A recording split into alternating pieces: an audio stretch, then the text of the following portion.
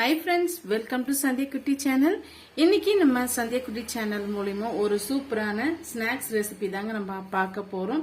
இது அதிகமான செலவே எடுக்காதுங்க. வீட்ல இருக்கிற பொருளை வச்சு சிம்பிளான முறையில ஒரு 10 நிமிஷத்துல இந்த ஸ்நாக்ஸ் ரெசிபியை செய்து கொடுத்துடலாம். ரொம்பவே டேஸ்டியான இந்த ஸ்நாக்ஸ் ரெசிபி எப்படி செய்துன்ட்டு நம்ம பார்க்கலாங்க. அதுக்கு முன்னாடி நம்ம சேனலை சப்ஸ்கிரைப் பண்ணாத நண்பர்களா இருந்தீங்கன்னா ப்ளீஸ் சப்ஸ்கிரைப் பண்ணிக்கோங்க. பெல் ஐக்கானை கிளிக் பண்ணி விடுங்க. அப்பதான் நான் போற வீடியோ நோட்டிபிகேஷன் உங்களை சேரும். இது போல சிம்பிளான வீடியோக்கள் பார்க்க நம்ம சந்தியா குட்டி சேனலை சப்ஸ்கிரைப் பண்ண மறந்துடாதீங்க. வாங்க இப்போ வீடியோக்குள்ள போகலாம். அதுக்கு ஒரு மிக்சிங் பவுல் ஒன்று வச்சுக்கிட்டேங்க. 1 கப் அளவுக்கு நான் மைதா மாவு எடுத்து வச்சிருக்கேன். உங்களுக்கு எந்த அளவுக்கு ஸ்நாக்ஸ் வேணுமோ அந்த அளவுக்கு நீங்க எடுத்துக்கோங்க. இது கிட்டத்தட்ட 300 கிராம் இருக்கு. இது கூடவே பாத்தீங்கன்னா 1 டீஸ்பூன் அளவுக்கு நான் ஓமம் எடுத்து வச்சிருக்கேன். இந்த ஸ்நாக்ஸ்க்கு இந்த ஓமம் தான் மெயினான இன்கிரீடியன்ஸ். இது கையால நல்லா இது போல கிரஷ் பண்ணி விட்டுக்குங்க. வாசமா நல்லா இருக்கும். அதனால தான் கிரஷ் பண்ணிட்டு சேர்த்தாச்சு. இது கூடவே நான் 1 டீஸ்பூன் அளவுக்கு கருப்பு எள்ளு நான் சேர்த்துக்கிறேன். ஃபிளேவரும் நல்லா இருக்கும், பார்க்கறதுக்கும் ரொம்பவே சூப்பரா இருக்குங்க. 1/2 டீஸ்பூன் அளவுக்கு இந்த ஸ்நாக்ஸ்க்கு தேவையான அளவுக்கு நம்ம உப்பு சேர்த்துக்கலாங்க.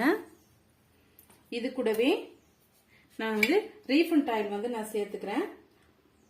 ஒரு 50 கிராம் அளவுக்கு நான் சேர்த்துக்கிறேங்க. இது நம்ம சூடுபடுத்தாம அப்படியே தான் நம்ம சேர்க்க போறோம். 1/4 கப் அளவுக்கு நம்ம எடுத்திருக்க கப்ல 1/4 கப் அளவுக்கு நம்ம ஆயில் சேர்த்துக்கலாம். சேர்த்துட்டு நல்லா பிசைஞ்சு கொடுத்துக்குங்க. இது போல நல்லா கைகளால அழுத்தி அழுத்தி கிரஷ் பண்ணி நீங்க மாவு பிசைஞ்சு எடுக்கணுங்க. அப்பதான் நல்ல ஒரு மொறுமொறுப்பான ஸ்நாக்ஸ் நமக்கு கிடைக்கும். நல்லா ஒரு 5 நிமிஷம் பக்கமா நல்லா இது போல பிசைஞ்சு கொடுத்துக்குங்க. இப்ப நம்ம பிடிச்சு பார்க்கும்போது நல்லா இது போல பாருங்க, பார்க்கும்போதே தெரியும். இது மாதிரி கொழுக்கட்டை மாதிரி இருக்கணும். இது கரெக்டான பக்குவம். இப்ப கொஞ்சம் கொஞ்சமா நம்ம தண்ணி தெளிச்சு பிசைஞ்சு எடுத்துக்கலாங்க. இந்த அளவுக்கு நம்ம கையில பிடிச்சு பார்க்கும்போது கரெக்டான அளவுக்கு நம்ம ஆயில் சேர்த்திருக்கோம் அப்படின்றது அர்த்தம். இப்ப தண்ணி சேர்த்து பிசைஞ்சு விட்டுக்கலாம்.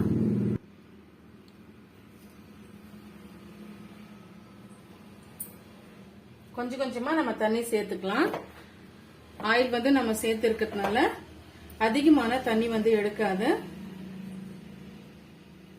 நல்லா நம்ம ஒரு சப்பாத்தி மாவு கன்சிஸ்டன்சிக்கு பிசைஞ்சு எடுத்துக்கணுங்க. பாருங்க, நம்ம பிசைஞ்சு எடுத்துக்கிட்டோம். இப்ப கொஞ்சமா நம்ம ஆயில் சேர்த்துக்கலாம். இந்த மேல் மாவு காஞ்சி வராம இருக்கிறதுக்காக ஆயில் சேர்த்துட்டு ஒரு 10 நிமிஷம் நல்லா நம்ம ஊற போட்டு வச்சுக்கலாங்க. எந்த அளவுக்கு உங்களால பிசைய முடியுமோ அந்த அளவுக்கு நீங்க பிசைஞ்சு எடுத்து இது போல ஊற வச்சுட்டு பிறகு நீங்க திரட்டி எடுத்து நம்ம ஸ்நாக்ஸ் செய்யும் போது ரொம்ப ஒரே சூப்பரான கிறிஸ்பியான ஸ்நாக்ஸ் நமக்கு கிடைக்கும். இப்ப இது ஒரு மூடி போட்டு ஒரு 10 நிமிஷம் ஊற போட்டு எடுத்துக்கலாங்க. நம்ம பிறகு பார்க்கலாம். பாருங்க, ஒரு 10 நிமிஷம் ஆயிடுச்சு. இப்போ ஓபன் பண்ணி பார்க்கலாம். மாவு பாருங்க, ஒரு சாஃப்டாவே நல்லா சாஃப்ட் ஆயிட்டு வந்திருக்கு. ஒரு முறை நல்லா திரும்ப இது போல பிசைஞ்சு விட்டுக்குங்க. அப்பதான் இன்னுமே நமக்கு நல்ல ஒரு கிறிஸ்பியான ஸ்நாக்ஸ் கிடைக்குங்க. இது போல பண்ணி விட்டுக்கிட்டு நம்ம எப்படி திரட்டுறதுன்னு பார்க்கலாம். இப்ப பாருங்க, ஒரு 50 கிராம் அளவுக்கு நான் ஆயில் எடுத்து வச்சிருக்கேன். ரீஃபண்ட் ஆயில் தான் எடுத்து வச்சிருக்கேன். 2 டீஸ்பூன் அளவுக்கு கார்ன்ஃபிளவர் மாவு சேர்த்துக்கலாங்க. ஒரு பேஸ்ட் நம்ம ரெடி பண்ணணும். அதனால தான் கார்ன்ஃபிளவர் மாவு சேர்க்கும் போது நல்லா ஒட்டி வருங்க. இப்ப ஸ்பூன் வச்சு கட்டிகள் இல்லாம கரைச்சி விட்டுக்கலாம். இப்ப பாருங்க, நான் கட்டிகள் இல்லாம நான் கரைச்சி எடுத்துக்கிட்டேன். இப்ப எப்படி நம்ம திரட்டிட்டு அது மேல மாவு எப்படி தூவுறதுன்ட்டு பார்க்கலாம். பாருங்க, இப்ப நம்ம ரொட்டி தேய்க்கிற கட்டையை வச்சுக்கிட்டோம். கொஞ்சமா வந்து மைதா மாவு ஸ்ப்ரெட் பண்ணி விட்டுக்கலாம், ஒட்டி வராம இருக்கிறதுக்காக.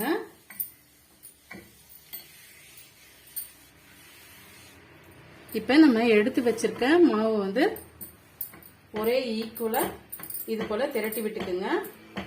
அப்பதான் ஒரே சமமா வந்து நமக்கு ஸ்நாக்ஸ் வந்து கிடைக்கும்.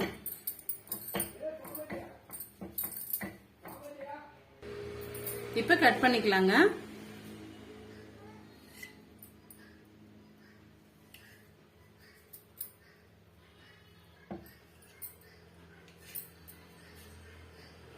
பாருங்க, எனக்கு மொத்தமா வந்து 6 பீஸ் வந்து கிடைச்சிருக்கு.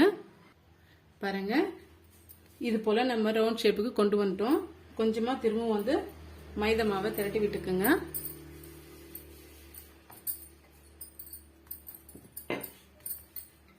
இப்ப ரொட்டி கட்டையை வச்சு நம்ம எவ்வளவு தின்னா வந்து தேய்ச்சி எடுத்துக்க முடியுமோ அந்த அளவுக்கு தின்னா வந்து தேய்ச்சி எடுத்துக்கலாம். அப்பதான் நமக்கு கிறிஸ்பியான ஸ்நாக்ஸ் வந்து கிடைக்கும். பாருங்க, இந்த அளவுக்கு நம்ம திரட்டி எடுத்துக்கிட்டோம், பார்க்கும்போதே தெரியும். இப்ப இதை ஒரு பிளேட்டுக்கு மாத்திக்கலாம். பிளேட்டுக்கு மாத்திக்கிட்டு திரும்ப இன்னொன்னும் இதே போல நம்ம சேர்த்து வச்சுக்கலாங்க. பாருங்க, நான் திரட்டி விட்டுக்கிட்டேன். அதுக்கு மேல வந்து நம்ம மிக்ஸ் பண்ணி வச்சிருக்கேன் பேஸ்ட் வந்து சேர்த்துக்கலாம். திரும்ப ஒரு முறை நல்லா வந்து மிக்ஸ் பண்ணி விட்டுக்குங்க. லைட்டா இது போல ஸ்பூனாலேயோ இல்ல பிரஷாலேயோ வந்து அப்ளை பண்ணி விட்டுக்குங்க.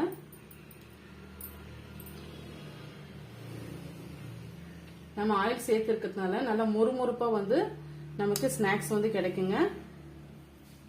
இப்ப இதுக்கு மேல கொஞ்சமா மைதா மாவு வந்து தூவி விட்டுக்கலாம். இது போல ஸ்ப்ரெட் பண்ணி விட்டுக்கிட்டு லைட்டா வந்து இது போல தடவி விட்டுக்குங்க. இப்ப நம்ம ஏற்கனவே திரட்டி வச்சிருக்க அந்த மாவையும் இதுக்கு மேல சேர்த்து விட்டுக்கலாம். சேர்த்து விட்டுக்கிட்டு திரும்பவும் நம்ம மிக்ஸ் பண்ணி வச்சிருக்க அந்த பேஸ்ட் வந்து சேர்த்து விட்டுடலாம். ரொம்பவும் தேய்க்க வேண்டியதில்லை, லைட்டா வந்து நம்ம தேய்ச்சி விட்டுக்கிற போதும். திரும்பவும் நம்ம மைதா மாவை அப்ளை பண்ணிடலாம்.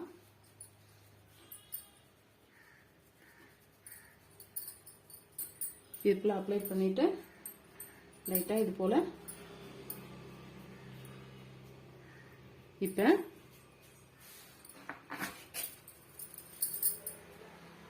நல்லா வந்து அழுத்தி விட்டுக்குங்க. இந்த கார்னர் வந்து நல்லா வந்து அழுத்தி விட்டுக்குங்க.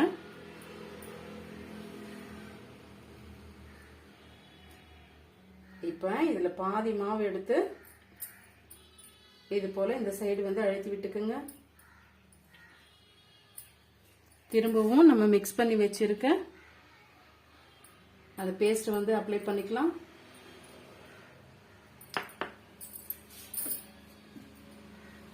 மாவு தூவி விட்டுக்கலாங்க.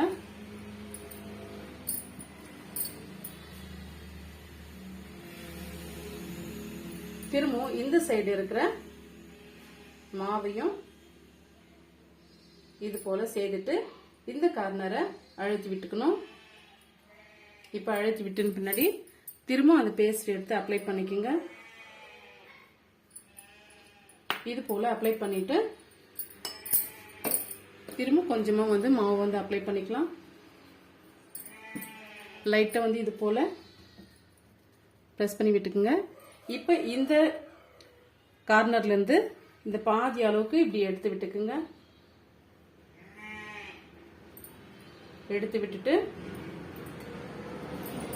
திரும்பவும் இது மேல நம்ம பேஸ்ட் அப்ளை பண்ணிக்கலாம்.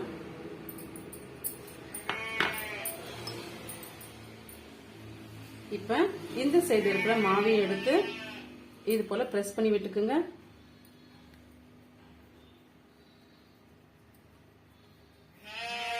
பாருங்க, இது போல நம்ம சேர்த்து விட்டுக்கிட்டோம்.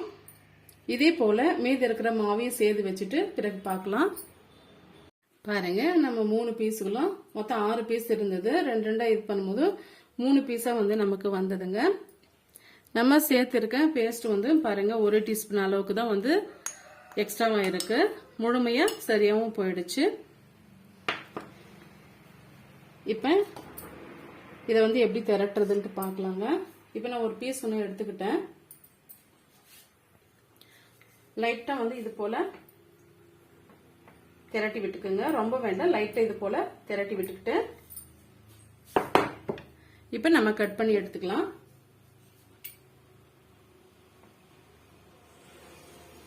நான் மொத்தமா வந்து 6 பீஸா வந்து கட் பண்ணிக்கிறேங்க.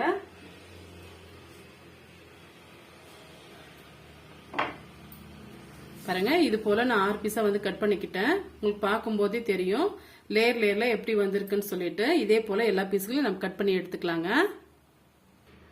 மீடியமான ஃப்ளேம்ல வச்சுங்க, ஹை ஃப்ளேம்ல வேண்டாம். இதே போல எல்லா பீஸ்களையும் நான் கட் பண்ணி எடுத்துக்கிட்டேன். இப்போ ஒவ்வொரு பீஸ்களை நம்ம போட்டு எடுத்துக்கலாங்க.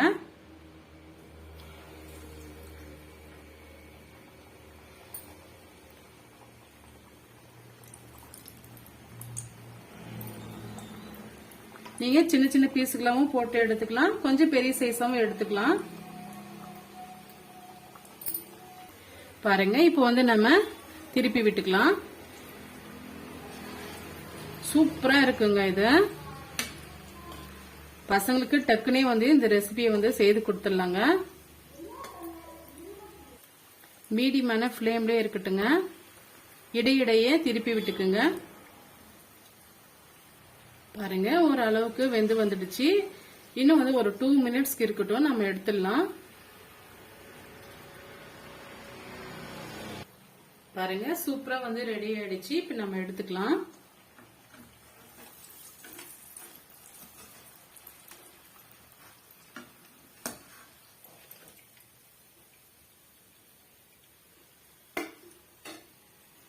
பாருங்க, எவ்வளவு சூப்பரா வந்து லேயர் லேயரா வந்திருக்கு.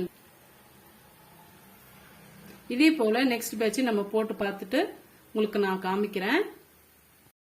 ரொம்பவே மொறுமொறுப்பான வீட்டில் இருக்கிற பொருளை வச்சு ஈஸியான முறையில் நம்ம ஈவினிங் ஸ்நாக்ஸ் வந்து ரெடி பண்ணிட்டுங்க.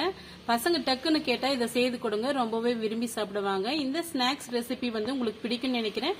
பிடிச்சிருந்தா மறக்காம சந்திக்குட்டி சேனலுக்கு சப்ஸ்கிரைப் பண்ணுங்க, லைக் பண்ணுங்க, ஃப்ரெண்ட்ஸ் அண்ட் ஃபேமிலியோட ஷேர் பண்ணுங்க. தேங்க்யூ ஃபார் வாட்சிங். Thank you my friends.